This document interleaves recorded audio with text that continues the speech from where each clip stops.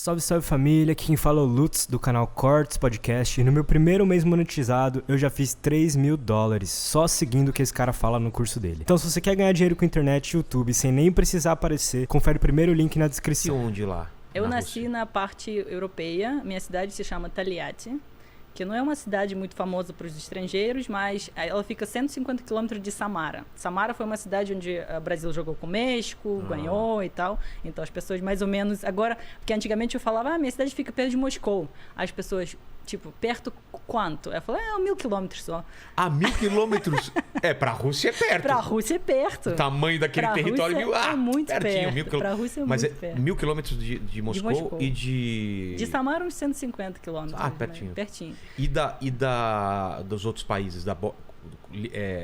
Qual que seria o país mais perto? É Ucrânia, Belarus? Cazaquistão, assim, é lá mais pro sul, tá. assim, não é muito próximo da fronteira com Entendi, com a Ucrânia. Tá mais para baixo, perto do... Isso, é mais para baixo. Aí, a minha cidade é famosa por ter fábrica dos carros. Não sei se você já ouviu alguns carros russos, alguma marca?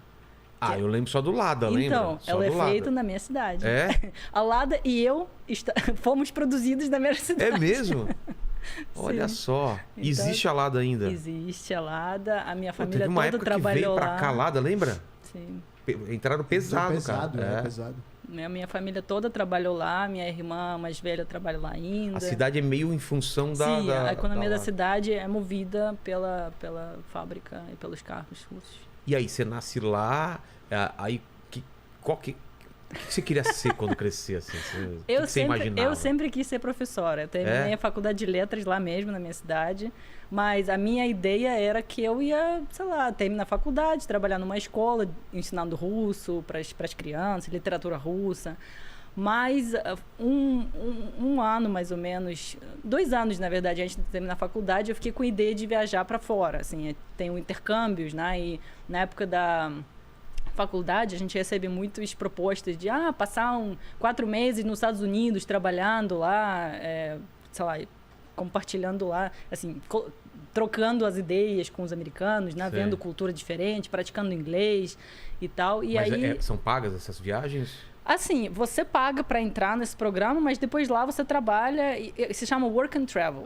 Tipo, trabalho e viagem, né? Você trabalha um pouquinho, né, quanto você quiser lá, e depois você consegue viajar gastando dinheiro que você ganhou, basicamente. Entendi. Então, você fica meio que no zero, no fim das contas, mas você passou 3, 4 meses nos Estados Unidos. Aprendeu. Praticou inglês, aprendeu muita coisa, viajou e tal.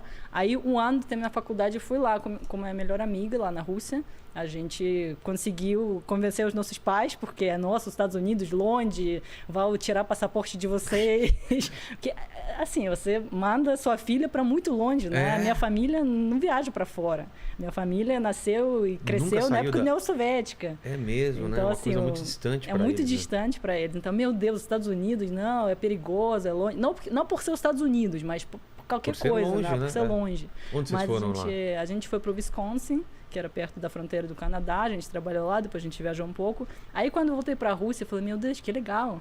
Assim, tipo, você conhece tantas pessoas, você consegue conversar com pessoas do mundo. Né? Porque eu nunca saí da Rússia antes disso. Eu tinha 20 anos quando viajei pela primeira vez, então foi assim, tipo, boom na minha cabeça. Mas você tá falando é verdade. Eu já fui 2 vezes para os Estados Unidos, que eu fiquei em albergue, sempre tinha russa. Assim, viajando em dupla. Os russos gostam dos muito, Estados Unidos, assim, de viajar para lá, né? Todo mundo quem fala que a Rússia, os russos odeiam americanos. Não. Política talvez, mas os russos adoram visitar Nova York, adoram visitar os Estados Unidos.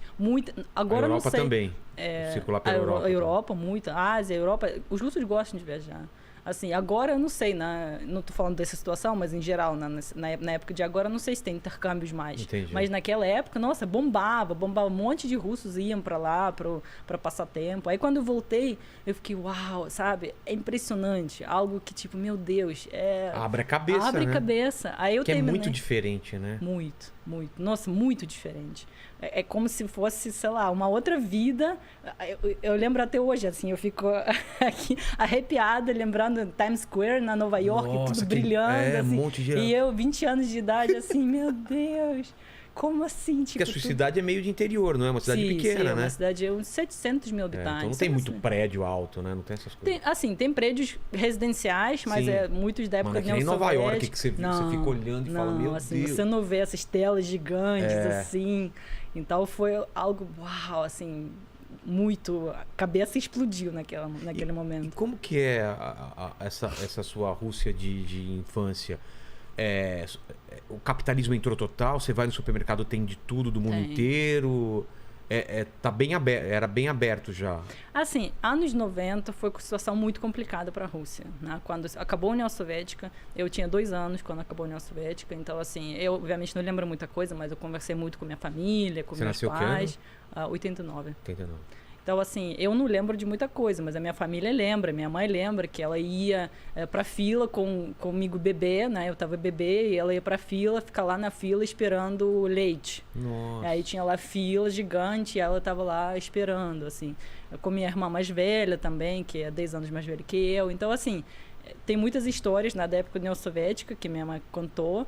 E depois, anos 90, foi uma época muito difícil para a Rússia, porque a União Soviética acabou, aquela transição que ninguém sabe o que está acontecendo. Putz, aí naquela época dólar assim subia absurdamente, disparou. Inflação, dólar. Aí naquele momento que surgiu aquela famosa máfia russa que as pessoas que eu ia falar, acham... né? Que eles surgem nessa época meio se aproveitando dessa mudança. Porque aí começou aquele jogo de poder, né? Quem tem mais poder, que tem mais dinheiro, quem aproveitou da situação e começou, né, ganhar dinheiro, aí arma, máfia, insegurança. Naquela época foi pesado. Era perigoso. Anos 90 foi muito sofrimento para a Rússia, super hiperinflação, a dólar subiu absurdamente. Nossa. Então, assim, o que a Rússia está vivendo nesse momento, infelizmente, a minha família já viveu.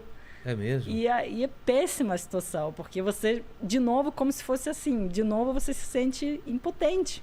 E não sabe o que vai ser, né? E não sabe o que vai ser. Não dá para saber. Não sabe. Como vai ser, porque tá tendo sanção de tudo quanto é jeito, né? Muito. De filmes tirados de festivais. Não, tudo, né? Tudo.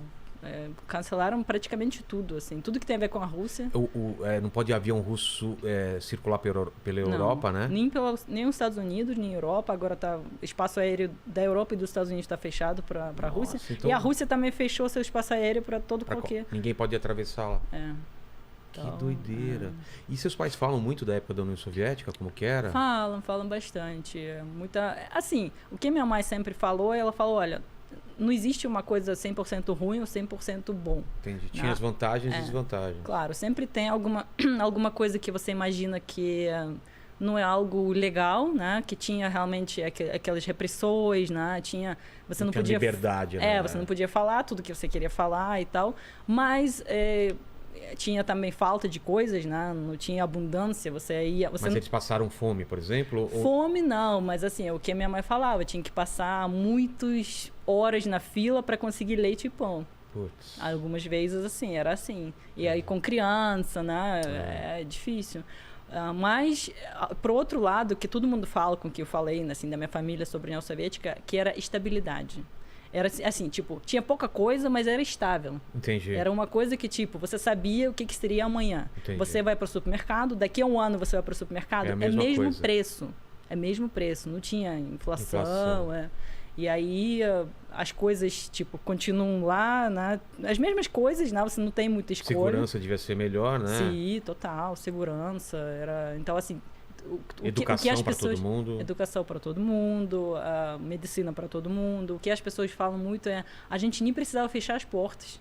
Imagino, porque era segurança total. Se todo mundo muito, tem, né? Por que... na questão de criminalidade era muito tranquilo. Então, na nostalgia que as pessoas têm daquela época era parte, isso. Né? Aí tinha... Mas, por exemplo, as pessoas tinham carro? Todas tinham carro ou não? Todas não, mas assim, a minha família, por exemplo, assim, a gente mora na cidade dos carros, né? Então, mas a minha família tinha. As pessoas... E assim, você tinha fila, que, por exemplo, todo mundo quem trabalhava naquela fábrica podia comprar carro com um preço muito mais baixo. Aí tinha fila, aí você conseguia carro, aí, sei lá, você casava, tinha filhos, você entrava na fila para conseguir apartamento.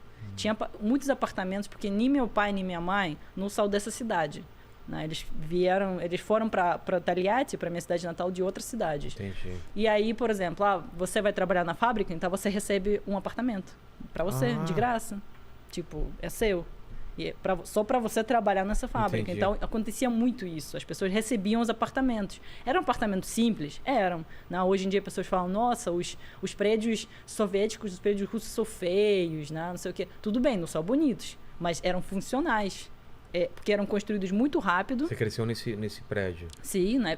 Assim, minha cidade foi construída, assim, a fábrica, a cidade e tudo, anos 60, 70. Ah, tá. Então, assim, tudo lá é aquela coisa, assim, um prédio bem básico, não é nada bonito, mas é muito funcional. Assim, algo que você, tipo, vive tranquilo. Entendi. E aí você, assim, você recebe de graça um apartamento.